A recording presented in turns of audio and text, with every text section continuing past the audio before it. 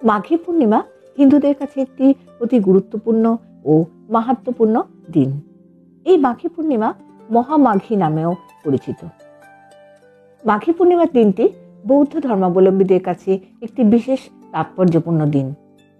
এই দিন ভগবান বুদ্ধ তাঁর আসন্ন মৃত্যু ঘোষণা করেছিলেন। কিংবদন্তি অনুসারে বিশ্বাস করা হয় যে তার এই কথাগুলি বলার সাথে সাথে ভূমিকম্প হয়েছিল, যেন এই খবরে পৃথিবী নিজেই কেঁপে উঠেছিলেন। যখন তিনি মারা যান তখনও পৃথিবী ঠিক এইভাবে কেঁপে উঠেছিল। এই দিনে সংঘদান, বিষ্ণু ও বুদ্ধ পূজা এবং বিশ্ব শান্তি কামনায় সমবেত প্রার্থনা করা হয়। অনেক জায়গায় মাঘী পূর্ণিমাকে কেন্দ্র করে মেলা বসে।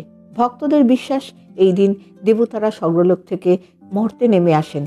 এই দিন নদীর স্নানকে অত্যন্ত পবিত্র বলে মনে করা হয়। এছাড়া মাঘী পূর্ণিমা তিথিতে গঙ্গা জলে পুণ্য স্নানের পর অনেকে দান ধ্যান করে থাকেন। এই দিন পোশাক, ঘি, কম্বল, গুড়, তিল ইত্যাদি বিতরণ করে থাকে তারা। মাঘ স্নান, জপ এবং দান সহ যদি মাঘী পূর্ণিমার পূজাবিধি অনুসারে করা হয় তবে এটি বেশ ফলদায়ক বলে বিবেচিত হয়। পৌষ পূর্ণিমা থেকে মাঘ পূর্ণিমা পর্যন্ত বিশেষ স্নানের মাসে ভক্তরা যে কোনো সময় দান করতে পারেন। ভক্তরা যদি ত্রিবেণী সঙ্গমে স্নান করতে চান তবে তার শেষ দিনটি মাঘী পূর্ণিমা। এই দিন সকালে একটি পাত্রে হলুদ, সিঁদুর ও ঘি মিশিয়ে সদর দরজার উপর স্বস্তিক চিহ্ন আঁকুন।